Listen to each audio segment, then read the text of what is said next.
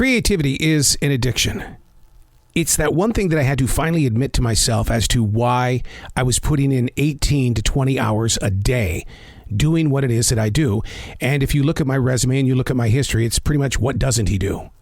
So I had to decide in that moment, why am I this way? Because creativity is an addiction. And if you think I'm the only one that's going through this, you need to take a closer look at the creative world. Unplugged, because we will always say yes to creativity. Totally Uncut, because we all make mistakes, so turn it into a tool. This is Arroe Unplugged. Just had lunch with some very good friends that we've known for, my God, over 25 years. The subject was a little bit different than what we've talked about over the past 25 years. They wanted to talk about getting used to getting old and what goes into the planning stages in the what if factor. I didn't expect that kind of a conversation. But I'll tell you what, when the body is screaming, it constantly sends out signals that we either listen to or push aside, only to pay for it later. We take amazingly great care of this vessel that we've been given, but it's got a mind of its own. Oh yeah, and it decides on its own when it's time to make a little bit of noise. Ice or over-the-counter drugs, they seem to know a language, but sometimes this new season of pain, it's not going to easily go away. This is when I turn to meditation and other disciplines that reach into the disconnection, and it does all it can to not recreate the path that reshapes the pace, so that whatever healing is required, it's not going to be under the control of old habits and bad decisions. It's going to take time, which nobody has. Not until the body begins to scream. And then we begin to listen to it. But is it too late? That's what we were talking about today. The old friends of 25 plus years or more. Getting prepared for those moments when the body aches might lead to something else. But where do we turn? So we're at that point in our years where it's like you got to be prepared for all things that are changing. And sometimes it's overnight. Hey, it's Arroe. This is The Daily Mess, a chronological walk through an everyday world. I am a daily writer. Stuff like this, man, I pay attention to. Because things like this come to you when you least expect it, but yet the universe believes you need to know this. And you need to get it planted, and let's see if we can water it and get it growing. It's time to really be aware. This is The Daily Mess. Now, I'm not the type of person to leave a sheet of paper silent.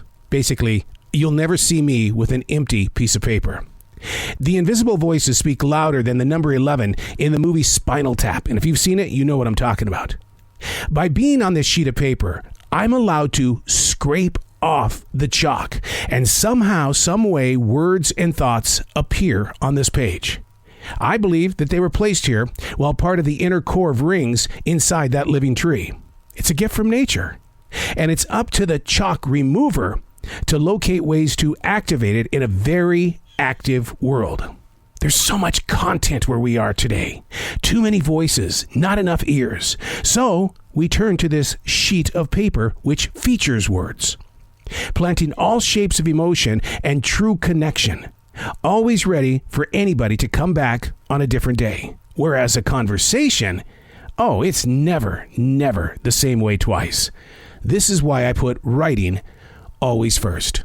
Even if you're jotting down notes, sitting with friends, they just want to know what happens when the taxes are due and the tax person was him or her, but they're not here anymore. What do you do? Or what happens when the body breaks down and you have to go to the hospital? Who's taking care of this person? That's some heavy duty subjects, and it sounds like I'm some old guy sitting here, but I believe if you really stop and think, even somebody in their late 20s going into 30s are going, what if?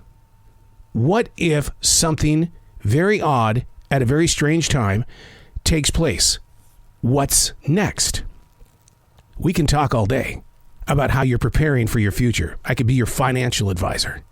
But unless it's written on paper and you physically can see it, smell it, taste it, hear it, what you're doing is you're just putting it out there. You've got to have something in front of you so that others can listen to the communication. If something tragic were to happen to you, and I'm just being very honest with you here, what you put on paper becomes their map. Otherwise, they're left in a state of assumption. When my sister lost her husband of many years, she openly admitted to me, I was lost. I didn't know where to turn. We didn't plan for this.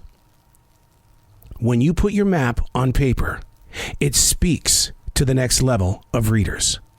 I always say, dear future reader, sure, it's a heavy subject today. Sometimes we go spiritual. This time we're going reality check. Learning that a piece of paper is your best form of communication for your future self, or lack of. This way, there won't be any questions, because how you write, the words you use, that in itself is a picture of you. I'm Arroe, and that's the Daily Mess.